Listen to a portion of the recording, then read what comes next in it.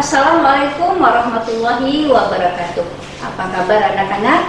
Semoga berada dalam keadaan tetap semangat, tetap sehat, walaupun pembelajaran kita PJJ, pembelajaran jarak jauh. Ingat pesan Ibu 3M, mencuci tangan, menggunakan masker, dan menjaga jarak. Alhamdulillah, jumpa kembali bersama Bu Nuryanis dalam pelajaran Pendidikan Agama Islam dan Budi Pekerti.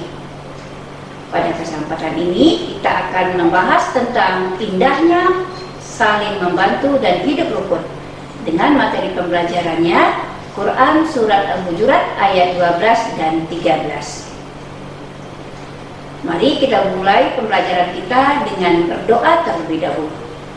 Bismillahirrahmanirrahim. Rabbi zidni ilma warzuqni fahma. Amin. Adapun tujuan pembelajaran kita pada hari ini adalah yang pertama, mampu mengartikan perkata Quran Surat Al-Hujurat ayat 12 dan 13. Yang kedua, mampu menjelaskan isi kandungan pokok Quran Surat Al-Hujurat ayat 12 dan 13. Baiklah anak-anak, sebelum kita mengartikan perkata Quran Surat Al-Hujurat ayat 12 dan 13, terlebih dahulu mari bersama-sama kembali kita baca bacaan Surat Al-Hujurat ayat 12 dan 13. A'udzu billahi minasy syaithanir rajim. Bismillahirrahmanirrahim. Ya ayyuhalladzina amanu jtanibu katsiran minadh-dhanni inna ba'dadh-dhanni ismun wa la tajassasu wa la yaghtab ba'dukum ba'da ayuhibbu ahadukum an ya'kula lahma akhihi maitan fakarihtumuh wattaqullah innallaha tawwabur rahim. Ya ayyuhan nasu inna khalaqnakum min dzakarin wa untha waja'alnakum syu'uban wa qabaila lita'arafu inna akramakum 'indallahi atqakum innallaha 'alimun khabir. Shadaqallahul 'adzim.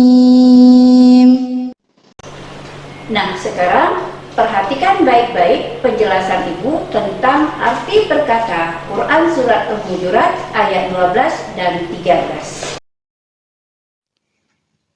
Ya ayyuha, wahai allazina, orang-orang yang amanu, beriman, ijtanibu, jauhilah, kasiran, kebanyakan, minazzon, dari prasangka, inna ba'do, sesungguhnya sebagian, azzonni, prasangka, ismun, dosa, wala, dan janganlah, tajassasu, kamu mencari-cari kesalahan, wala, dan janganlah, ya'tab, bergunjing, ba'dukum, sebagian kamu, ba'don, atas bagian yang lain.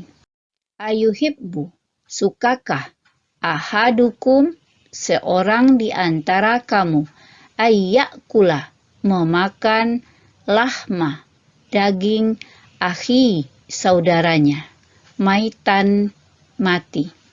Fakarih tumuh, maka tentu kamu akan jijik. Wattaqullah, dan bertakwalah kepada Allah. Inna, sesungguhnya, Allah Tawwabur, penerima taubat, Rahim, Maha Penyayang. Ya ayyuha, wahai, annasu, manusia, inna, sesungguhnya, khalaqnakum, kami telah menciptakanmu, min zakarin, dari seorang laki-laki, wa untha, dan perempuan, wa ja'alnakum, dan kami jadikan kamu, syu'uban, berbangsa-bangsa, wa qabaila, dan bersuku-suku, lita'arafu, untuk saling mengenal. Inna akramakum, sesungguhnya yang paling mulia di antara kamu, inda, di sisi Allah, atqakum, yang paling bertakwa di antara kamu. Inna, sesungguhnya Allah alimun, maha mengetahui, khabir, maha teliti. Setelah kita menjelaskan arti perkata Quran Surat Al-Hujurat ayat 12 dan 13, kita bisa menjelaskan isi kandungan pokok yang terkandung dalam Quran Surat Al-Hujurat ayat 12 dan 13.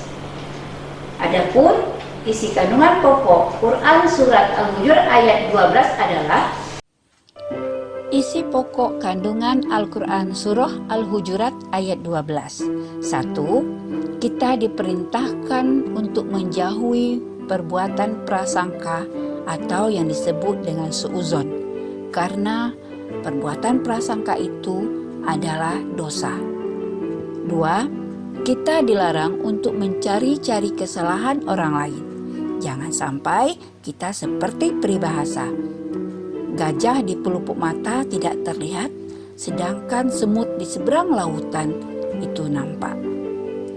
3. Kita dilarang bergunjing yang disebut dengan ghibah, yaitu menceritakan keburukan seseorang di belakangnya. Untuk menghindari ini, sebaiknya kita menyampaikan atau menasihati orang yang bersangkutan. 4. Orang yang suka bergunjing diibaratkan Allah memakan bangkai saudara yang sudah mati. Tentu kita jijik, bukan? Oleh sebab itu, mari kita hindari perbuatan bergunjing atau ghibah. isi kandungan pokok Quran Surat Al-Hujurat ayat 13 adalah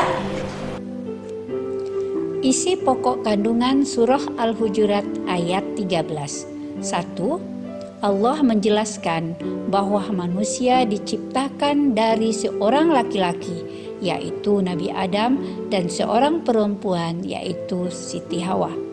Yang kedua, Allah menjadikan manusia berbangsa-bangsa. Ada bangsa Indonesia, bangsa Arab, bangsa Cina, bangsa Afrika, dan bersuku-suku. Ada suku Melayu, suku Jawa, suku Minang, suku Bugis. Itu semuanya adalah untuk saling mengenal supaya terjadi silaturahim. Yang ketiga, Allah menjelaskan bahwa yang paling mulia di sisinya adalah orang yang bertakwa kepadanya, bukan karena mereka punya jabatan, punya kekayaan, dan memiliki ketampanan. Takwa yang dimaksud adalah melaksanakan semua perintah Allah dan meninggalkan semua larangan Allah. Anak-anak ibu yang ibu sayangi, kalau kita menyadari bahwa ketakwaanlah yang membuat kita mulia di sisi Allah, maka kita tidak akan pernah merasa bangga dengan apa yang kita miliki sekarang. Kita tidak akan merasa sombong dengan apa yang kita miliki sekarang.